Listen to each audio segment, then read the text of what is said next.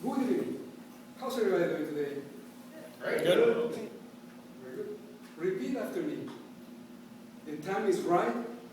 The time is now. Let's do this. Let's do this. That's the way some politicians actually start the opening when they deliver speeches.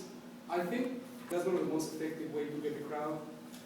One of the things I learned, some of you don't know, but I'm still one of the candidates for city council. I've been in many speeches from many political candidates, and I learned that depending on the culture that you deliver the speech, and this is, I didn't know that this is what's happening, some cultures, they favor noises, not noises, but participation from the audience. That's what I would say. Here in Toastmasters, everybody is so nice. Everybody listens, and nobody makes a noise. Very quiet. You don't get interruptions at all. In other cultures, when you go, people start yelling you from the back, and that's perfectly normal. You might say, well, that's kind of disrespect, somebody kind of throwing something at me. But actually, I learned it's perfectly normal, and what they do is they like you, after all. I didn't know this. In particular, when you go to certain churches, that's the way the priest tells them to do. They never stay quiet. You go all the way, and right in the middle of your speech, they start making these repeating words or saying yes or no, and sometimes you don't know why they say no, and you just continue with the speech. This is something I learned that is hopefully helpful to all of you. When you go out in the world and speak to different audiences, just remember that. Continue with your speech. Whatever happens, if somebody jumps from the audience, start kind of walking towards you, try to continue with your speech. Do not get distracted with other details of the surroundings. This is very important.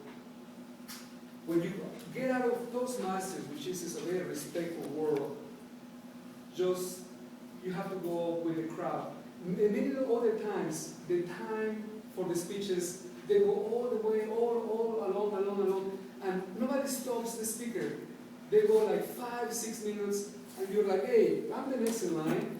I want to have my time to speak, and nobody tells anything. Basically, what you have to do, if you're one of the candidates, you have to go and jump to the person who is supposed to do the timing. Hey, listen, my time is next. Tell this person that his time is up. So you have to be the one in control, not have to wait for either a Toastmaster or somebody else. Just keep track of yourself. You have to be in control all the time. That's what is going to happen in real life. That's what I just learned. The other thing is, many times you try to go to the issues. Like in my case, I was trying to go the issues for the city of Charlotte. Right now, there's no money left for new projects. All the money was given to the Panther Stadium or to the baseball stadium. There's no money left. When I have my opponent, usually they sit us right next to each other. I'm very polite with her. And usually she opens always with a personal attack. And this gets me because I'm trying to go to the issues, not to a personal attack. She says, oh, this guy was not born in this country. He was born somewhere else. He doesn't belong here.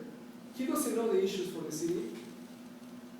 And I go like, what is she talking about? And she goes for about 30 seconds. Then I have to respond because you cannot just let people think. I have one of my advisors who is a really good friend of mine. He tells me, what she's trying to do is get you to admit that either you're illegal in this country or something else is going on. I have to always answer, hey, I'm a US citizen. Can we go just talk about the issues of the city? Finally, after like 2 minutes of talking, we get into the issues of the city. We get about how we're going to get money. She doesn't mind raising taxes. And I mind, so people don't have all the money in the world. We cannot just be asking people to raise taxes and they will say yes.